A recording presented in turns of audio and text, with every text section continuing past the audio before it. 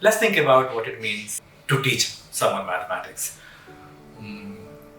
We can't actually teach mathematics because mathematics is not about numbers. Mathematics is a way of thinking, a way of logically organizing uh,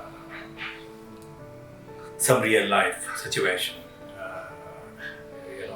as seen or as imagined, whatever it is. But maths is a very real subject.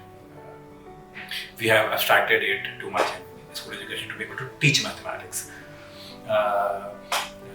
But thinking skills or thinking can never be taught. It can be fine-tuned. It can be made faster. It can be made wider, deeper, whichever sense we take. But it can't be taught to anyone. So we should actually stop using the word that let's teach mathematics.